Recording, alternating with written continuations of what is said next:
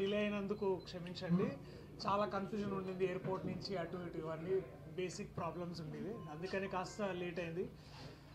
So ఇవాళ నేను నా స్నేహితులు నటులు విష్ణు ఇంకా కృష్ణ ఇవాళ మేము డార్లింగ్ సినిమా ప్రమోషన్కి మీతో మాట్లాడాలని మీతో మాట్లాడాలని దొరికిన ఈ ఆపర్చునిటీకి ముందుగా థ్యాంక్ యూ. మీరు అందరూ వచ్చినందుకు థ్యాంక్ యూ సో మచ్.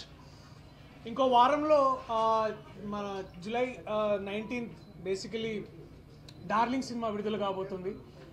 ఇప్పుడు దాకా మీలో చాలామంది మా రీసెంట్గా రిలీజ్ అయిన ట్రైలర్ కానీ దాని తర్వాత వచ్చిన దానికంటే ముందు వచ్చిన పాటలు కానీ ఖలాసి ఒకటి తర్వాత రాహికి ఒకటి పర్సనల్గా మాకైతే చాలా మంచి రెస్పాన్స్ వచ్చింది. అండ్ ఈ సినిమా కూడా నేను చెప్పాలంటే నిజంగా చాలా బాగా వచ్చింది. జూలై 19th అయితే మేమందరూ రెడీగా ఉన్నాం.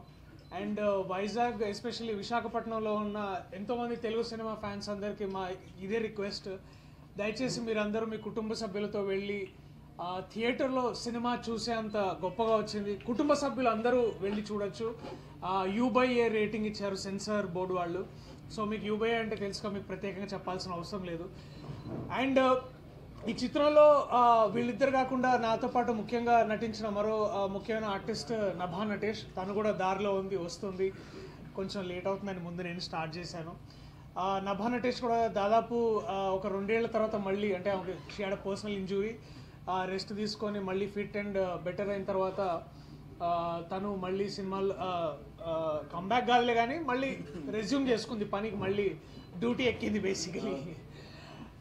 ఈ చిత్రంలో మాకు ఈక్వల్ క్యారెక్టర్స్ ఉన్నాయి. అండ్ మాతో పాటు ఇంకా ముఖ్యమైన ఆర్టిస్ట్ కూడా ఉన్నారు. మురళీధర్ గౌడ్ గారు కానివ్వండి, లేకపోతే రఘుబాబు గారు కానివ్వండి. ఇంకో ప్రత్యేకమైన విషయం ఏంటంటే నా మరో స్నేహితుడు వివేక్ సాగర్, మేమందరం ముద్దుగా స్వరస్వాగర్ అని పిలుచుకుంటాం. రాహుల్ గడ్ పెట్టాడు ఆ పేరు, రాహుల్ రామకృష్ణ. సో వివేక్ సాగర్ది ఇది 25th film. And 25th film and ఇప్పటికీ 3 పాటలు ఇచ్చాడు ఈ సినిమాకి. అద్భుతమైన బ్యాక్గ్రౌండ్ స్కోర్ కూడా చేశాడు. చాలా we're very happy with his music. అంటే ఏళ్ల తరబడి నేను వివేక్ సాగర్తో అంటే ఆల్మోస్ట్ పెరుగుతున్నట్టే. మేము హైదరాబాద్లో మేమందరం కలిసి ఆల్మోస్ట్ ఈ జర్నీలో ఇట్లాంటి ఒక గొప్ప ఇదొక ఆయనకి ఈ ఆల్బమ్ ఒక మైల్ రాయిగా నిలిచిపోతుందని నేనైతే పర్సనల్గా అనుకుంటున్నా.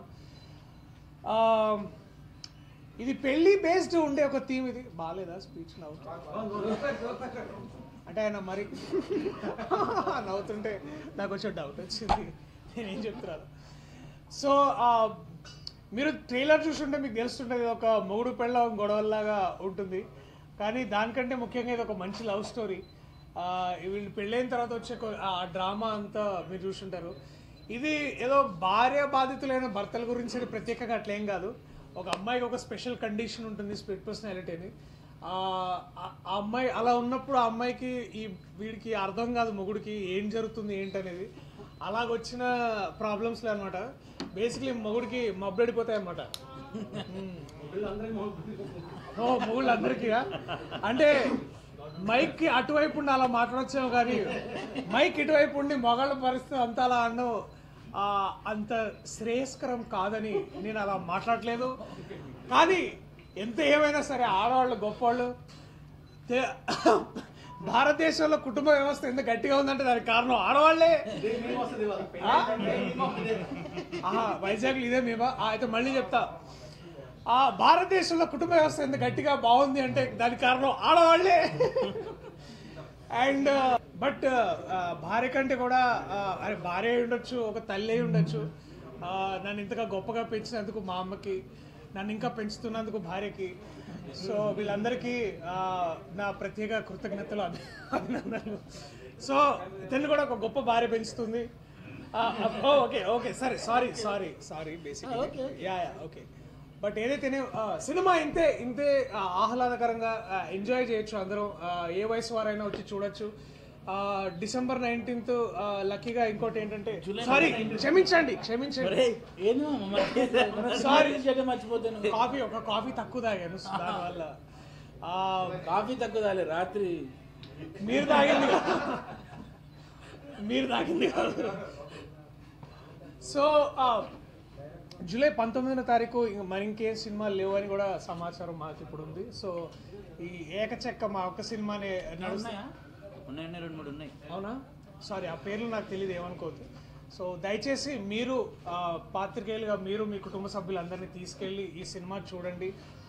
మమ్మల్ని సపోర్ట్ చేసి ఎంకరేజ్ చేసి మీలో ఒక్కడైనా నేను మా ముగ్గురిని అలాగే వస్తున్న నభా నటేష్ని మా అందరినీ దయచేసి ఎంకరేజ్ చేయండి అని ప్రాధాయపడుతున్నానా, రిక్వెస్ట్ చేస్తున్నాను.